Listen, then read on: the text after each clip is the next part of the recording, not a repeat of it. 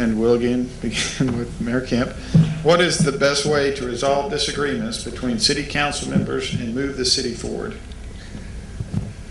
Well, I'm happy to say that we haven't had that much of a problem with that in the last couple of years, because we've got a good group of folks working together there in Shannon Hills now, and all can see the common sense and the proposals that we've set forth, and we've got a good team going together. But I would encourage everyone to always, talk and work through their differences and negotiate and come to some sort of compromise that still suits the purpose, but don't compromise so much that it gives away the farm. And try to stick to your principles and just do the best that you can for your city. We open every session with a prayer, and we count on the fellow upstairs to guide us. Thank you. Mr. Russell, Oxide.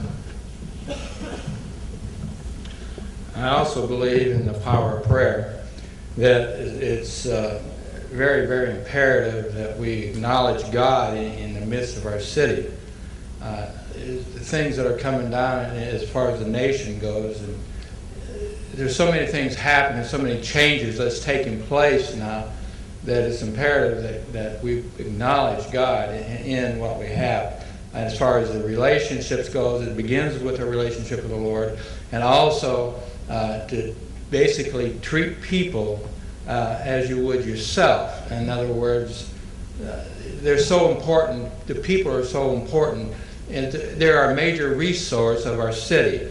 The council, men and women in our council, and the mayor has to show leadership as far as our interpersonal relationships and professionalism. If that doesn't happen, it permeates out into the streets, and it makes for just a bad environment. All right. Move to Bryant. Mr. Henley.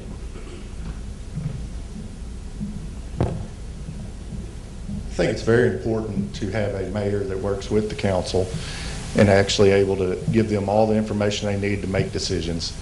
Being on the council for the past 6 years, I've worked with multiple mayors, and I understand the needs of the council and the role of the executive branch. That's one reason I went to school to get my degree, and to be able to understand how the government is supposed to work in those aspects.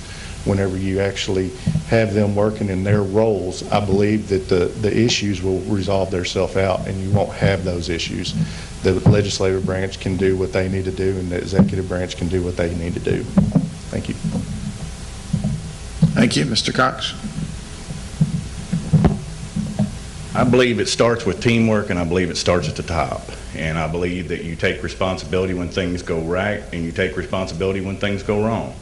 And you got to communicate with your city council, your commissioners, your department heads, your committees, and your employees. The employees are the biggest asset that we have in our city, and I feel like that there's a lack of communications back down to the people that are out there on the streets that are the representation of Bryant.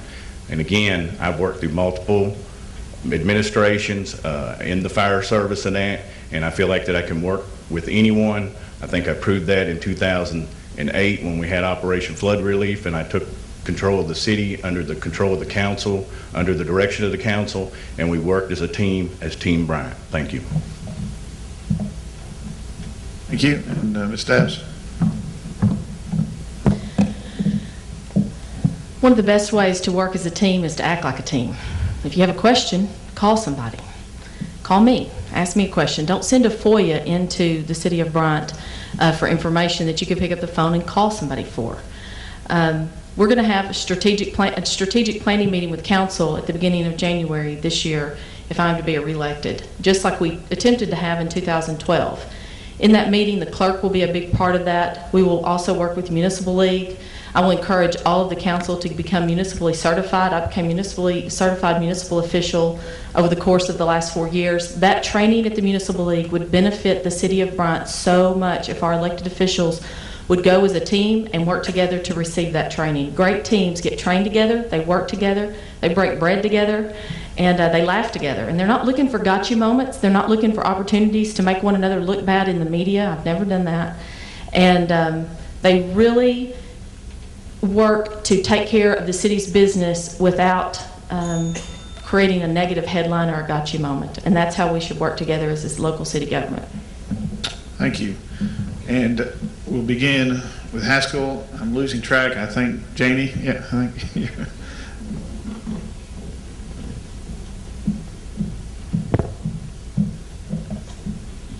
We have a very strong city council in Haskell. I'm not saying that they always agree with each other, but they have the right to disagree. They have a right to ask questions.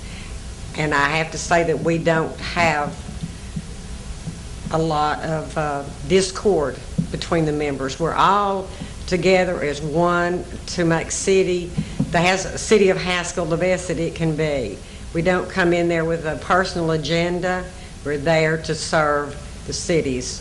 So some of our meetings might be considered rather dull as compared to some of the others. They actually do get along. They ask questions. They call and ask. And they're a very strong member. And I always remind the citizens of Haskell, it is your city council that approves the policies that the mayor is to enforce. Thank you. And Jamie, Ms. Burke.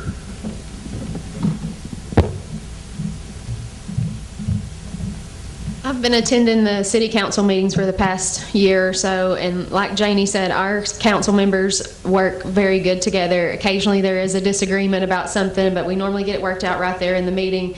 I hope to be the person that can lead those meetings and keep everybody on track, keep them focused, keep them asking questions and understanding, but keep them working together and making sure that our city is progressing and not being held back by one person that disagrees. Most of the time when you stick to your principles and do what's right, then the truth is going to come out and the right thing's going to happen at that moment. All right, thank y'all. All right, we've reached a break, and so we're going to take a 10-minute break. It's a chance for y'all to visit personally with the candidates, if you so desire, or go to the restroom or stretch your legs or whatever. It is 7:06, so we'll resume about 7:15, 7:16. Thank you.